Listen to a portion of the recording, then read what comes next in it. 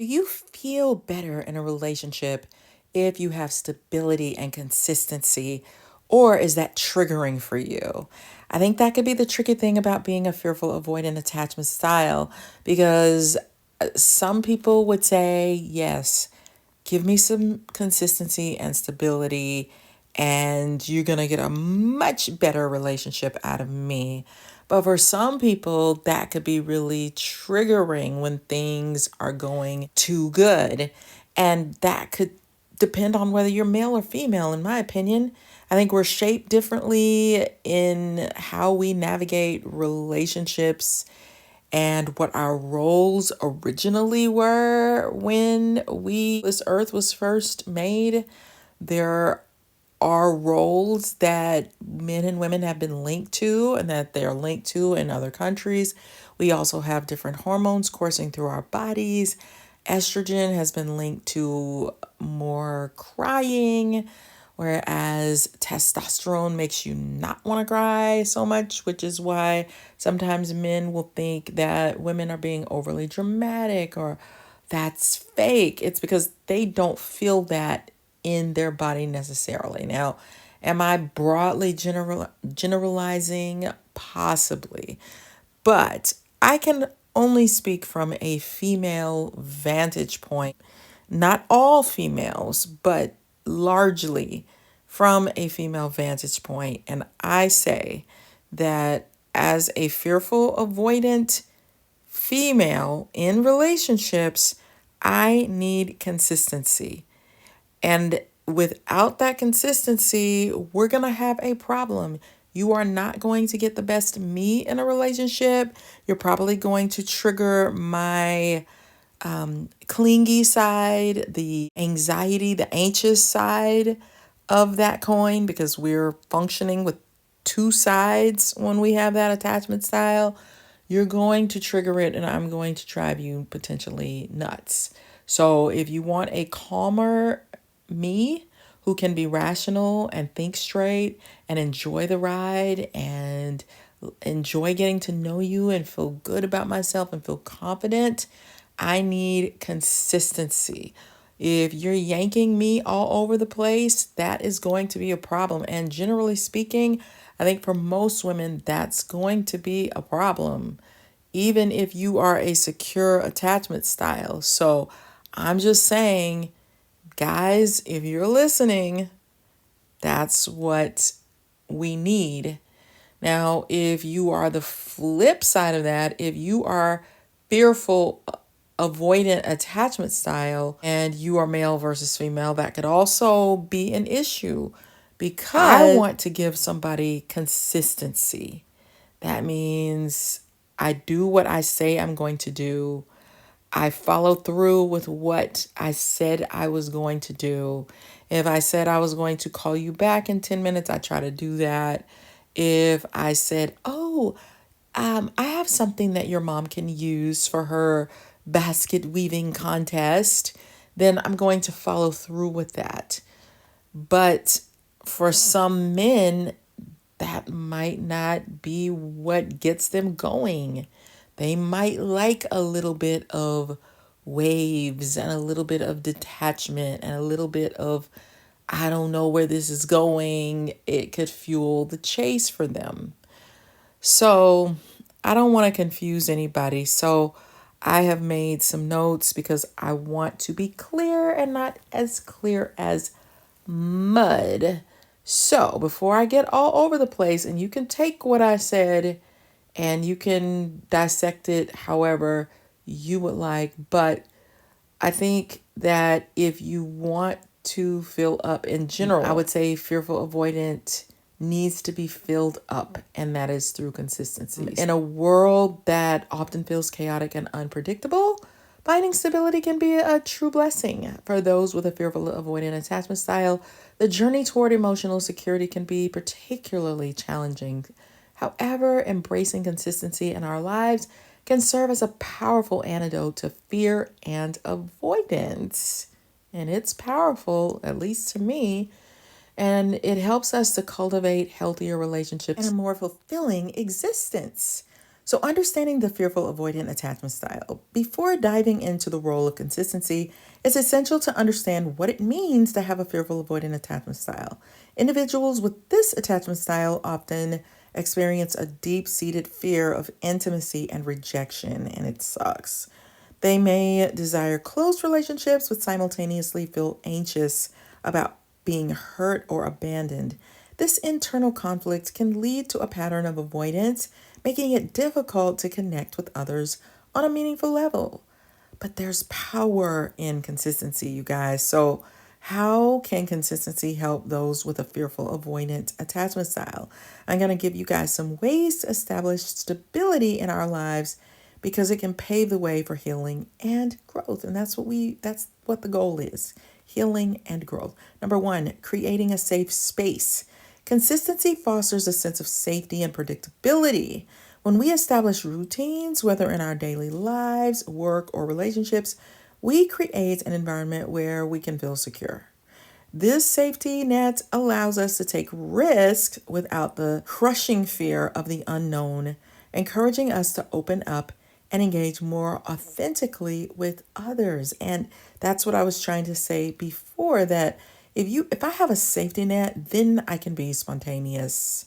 Then I can be fun. But if I don't have a safety net, my impulsivity and spontaneity is going to be the type that drives you absolutely nuts. Okay. So, number 2, building trust.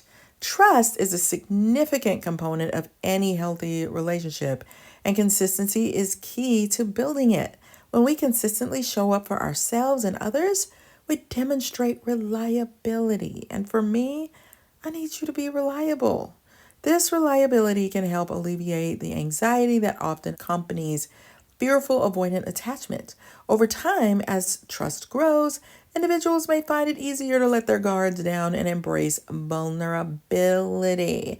Now, maybe there are some people in the world who don't like reliability, but who wants to hire somebody for a job, even if you're not somebody who is reliable?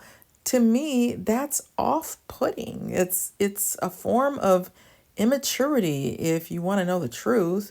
It doesn't mean that you have to be perfect or that you can't make mistakes or that things don't happen or things don't come up. But I think, if anything, a core, highly valued character trait is, how reliable are you? And if you're not, then you need to work on that, especially when it comes to relationships. All right, so number 3, encouraging self-compassion. I feel like giving myself a hug right now. Consistency isn't just about external factors. It also involves nurturing a consistent internal dialogue. Practicing self-compassion through positive affirmations and mindfulness can help those with fearful avoidant tendencies develop a kinder relationship with themselves. By learning to be consistent in how we treat ourselves, we can gradually shift our perception of worthiness and love. And this is something that we take for granted. Like, how much compassion do you have for yourself? Do you work yourself like crazy? And this is going to sound like a silly example, but I used to be the type of person that would, like, if there was a little pebble in my shoe and I had to work, I would work with the pebble in my shoe until I realized, how kind is that really being to yourself? Just tiny things like that. I can remember feeling like, okay, is there something in my shoe? Well, let me just keep working anyway. Well, no, now, as silly as it sounds, or may sound, I'm going to stop and I'm going to get the little pebble out of my shoe so that I can be comfortable. Are you sitting in a comfortable position when you're at work? Are you all crouched over and uncomfortable, but see those little things, you're punishing yourself.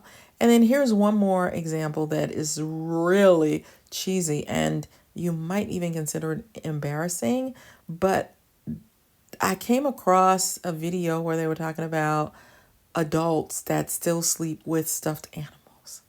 And you might think that's silly, but maybe you should try it. 40% at least still sleep with a stuffed animal. So, however you need to comfort yourself, don't be ashamed of it. Nobody will know that you have that big furry teddy bear in your bed with you. So, hey, if that makes you feel comforted, then do it. Number 4, strengthening connections. In relationships, consistency can lead to deeper connections. And I personally love deep. By consistently communicating, being present, and showing affection, we can create a foundation of emotional intimacy. This foundation is crucial for those who struggle with fearful avoidance, as it allows for gradual exposure to closeness without overwhelming fear. I love touch, okay? But physical touch is one of the love languages, and some folks don't like being touched. Don't confuse that with intimacy, but there are people who like certain aspects of intimacy. But as far as holding hands and hugging, there are going to be men and women who aren't really into that. But I think if you don't like that, you need to pick somebody who also doesn't like that, or you need to develop a healthy liking for it in a romantic relationship because the other person may need that. Number 5, encouraging personal growth. Consistency in personal goals and self improvement can also be incredibly empowering. I think we should all be trying to get better in some way, not to the point where you can never do anything right, but there are little things that we can all do to get better. So, and to me, a relationship is largely about becoming a better human being, but we can talk about that later. I think it elevates you because of the self-sacrificing nature of relationships that help us to stretch and become better people. So, setting small, achievable goals and sticking to them helps build confidence. As individuals see their progress over time, they may become more willing to face their fears and embrace new experiences, further reducing the grip of avoidance. Imagine a woman named Sarah who has always struggled with her fearful avoidant attachment style. She finds herself in a budding relationship with a man named Tom, who is patient, understanding, and genuinely invested in meeting her emotional needs. At first, Sarah feels the familiar pang of anxiety when Tom reaches out, fearing that he might pull away or that she might become too dependent. However, Tom's consistent actions speak volumes. So, guys, don't give up so quickly. He makes it a point to check in with her throughout the day, sending sweet messages and asking about her feelings. He listens attentively when she shares her thoughts and reassures her with gentle words of affirmations. One evening, they go for a walk in the park. As they stroll, Tom takes her hand and shares his feelings about their relationship, expressing how much he appreciates her. He acknowledges her fears and encourages her to voice her needs. Instead of feeling overwhelmed or clingy, Sarah realizes that she can communicate openly with him. And that's so important, guys.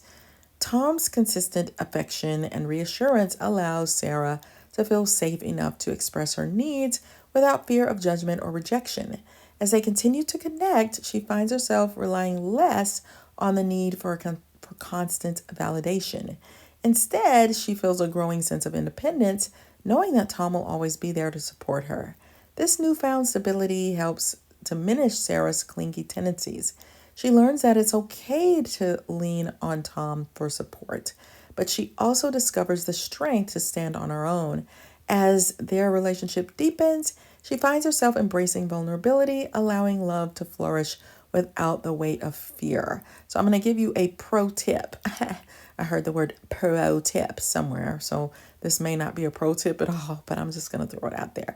Sometimes we kind of want to do the opposite of what we feel or the opposite of our triggers. So if you have somebody, if you have a woman who is super clingy, you might want to give in to some of that instead of pushing it away, because you can help it to subside over time if you are consistently, that's the key word for this video, if you are consistently meeting her needs and showing her, I am here, I am someone you can rely on, you can share your feelings with me, just like the example that I gave you, then some of that will start to subside.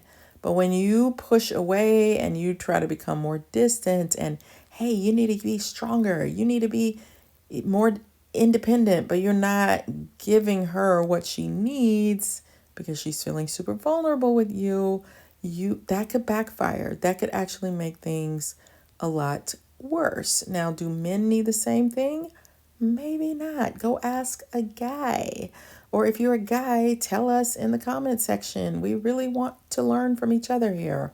So, practical steps to cultivate consistency. So, now that we've explored the benefits of consistency, I want to give you guys some practical steps to incorporate it into your life. So, you want to establish routines. Create daily or weekly routines that promote stability, such as regular exercise, meal planning, or dedicated time for hobbies.